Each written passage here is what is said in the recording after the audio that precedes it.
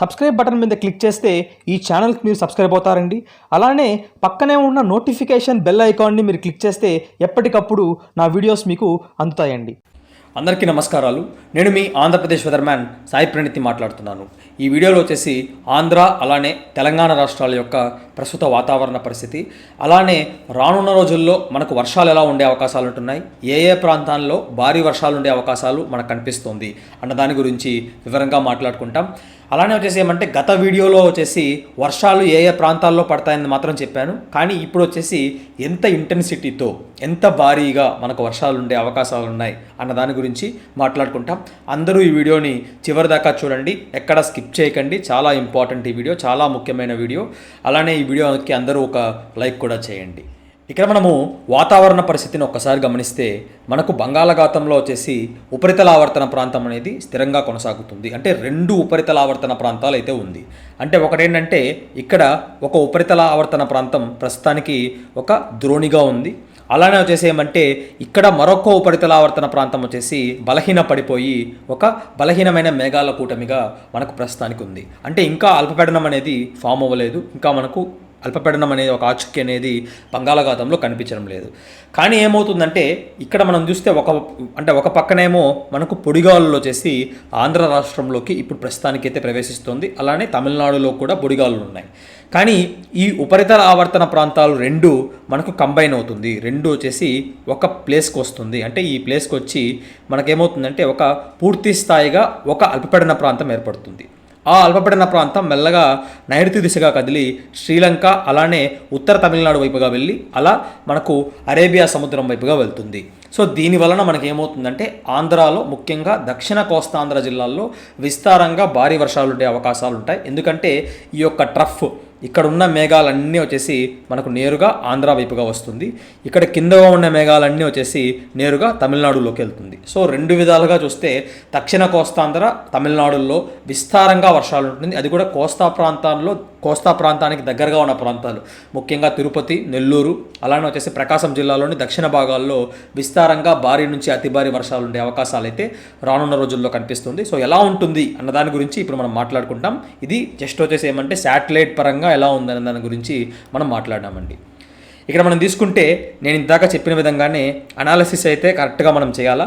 So ఒకటేంటంటే ఇక్కడ మనకు అల్పపీడన ప్రాంతం రానున్న 24 అవర్స్లో, అంటే ఈరోజు 10వ తారీఖున రాత్రి, సో రానున్న 24 అవర్స్ అంటే 11వ తారీఖున రాత్రి లోపల అల్పపీడన ప్రాంతం ఏర్పడుతుంది.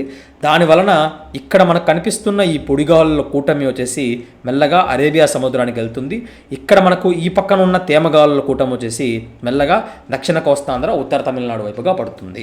సో ఈ విధంగా ఏమంటే ఒక mixed combination of weather patterns, అంటే ఒకటి పొడిగాలులు ఇట్లా వెళ్ళిపోయి తేమగాలులన్నీ మనకు కోస్తాంధ్రలో పడుతుంది. దక్షిణ కోస్తాంధ్ర, ముఖ్యంగా దక్షిణ కోస్తాంధ్ర ఉత్తర తమిళనాడు ప్రాంతంలో పడుతుంది. దాని వలన భారీ వర్షాలు అనేవి ఆయా ప్రాంతాలకు పరిమితమయ్యే అవకాశాలు కనిపిస్తుంది. అది ఎలా పడుతుంది, ఎంత పడుతుంది అన్న దాని గురించి ఇప్పుడు మనం చూద్దామండి.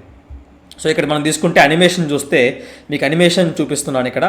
సో ఇక్కడ కింద ఇక్కడి నుంచి అల్పపీడనం ఏర్పడి మెల్లగా శ్రీలంక వైపుగా వెళ్ళి అలా అరేబియా సముద్రానికి వెళ్ళిపోతుంది.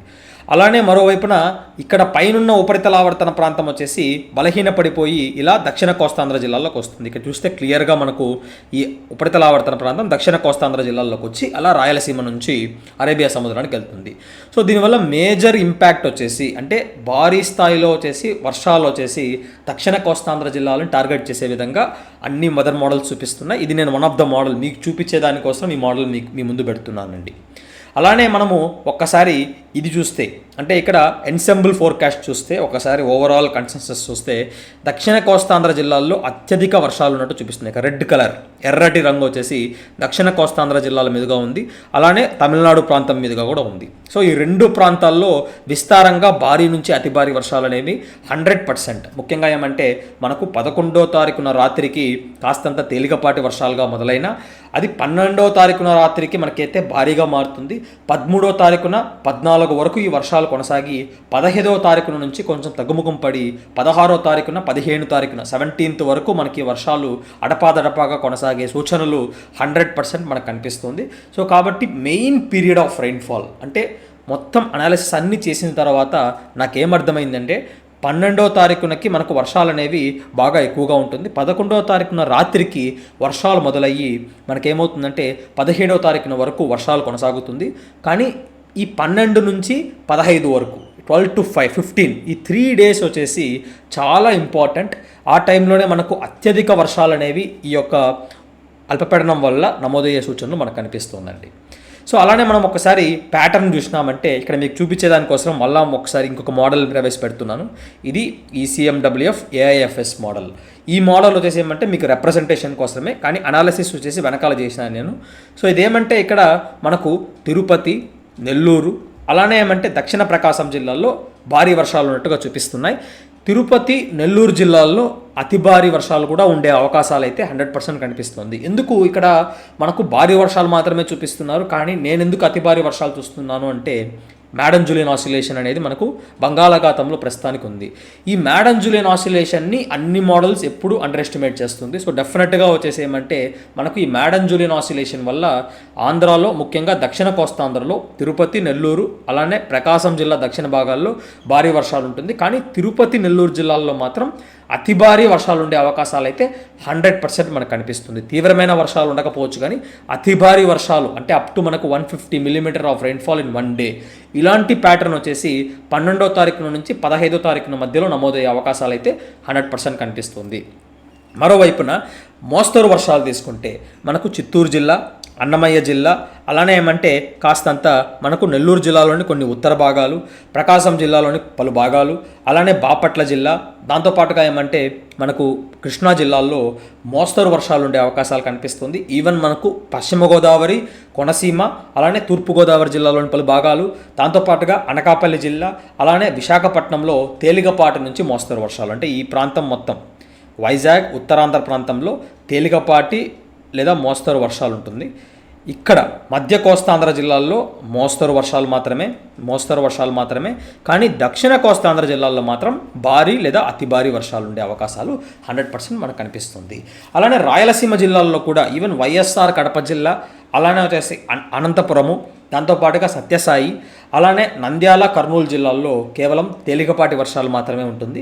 సత్యసాయి జిల్లాలో తేలికపాటి లేదా మోస్తరు వర్షాలు కూడా ఉండే అవకాశాలు అయితే 100% మనకు కనిపిస్తుంది. సో ఈ విధంగా మనకు 18వ తారీఖున వరకు వాతావరణ పరిస్థితి ఉంటుంది. కానీ ఏమంటే మనకు ఒక బ్రేక్ వచ్చే అవకాశాలు కనిపిస్తుంది ఆంధ్రాలో. ముఖ్యంగా ఏమంటే 18వ తారీఖునకి కొంచెం బ్రేక్ వస్తుంది, 18 తర్వాత నుంచి బాగా బ్రేక్ కనిపించే అవకాశాలు కనిపిస్తుంది.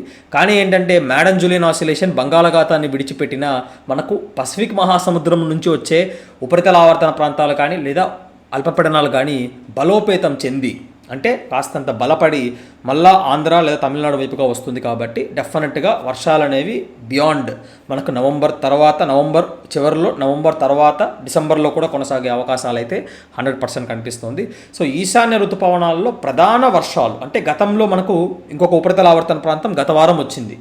ఆ వారంలో వచ్చినప్పుడు కేవలం తిరుపతి జిల్లాకి మాత్రమే ఈ వర్షాలనే పరిమితమైంది. నెల్లూరు జిల్లాలో ఒక రోజు పడినా కానీ ముఖ్యమైన వర్షాలన్నీ తిరుపతి జిల్లాలో 100%గా మనకు ఎక్కువగా వర్షాలు పడ్డాయి. సో ఇప్పుడు వచ్చేది ఏమంటే కాంబినేషన్గా పడుతుంది కాబట్టి నెల్లూరు, తిరుపతి జిల్లాలో సమంగా వర్షాలు ఉంటుంది. కానీ కొంచెం ఎక్కువ వర్షాలు తిరుపతి జిల్లాకి పరిమితమయ్యే అవకాశాలు అయితే 100% మనకు కనిపిస్తున్నాయండి. సో ఇది అండి మొత్తం మీద ఈ యొక్క వాతావరణ పరిస్థితి.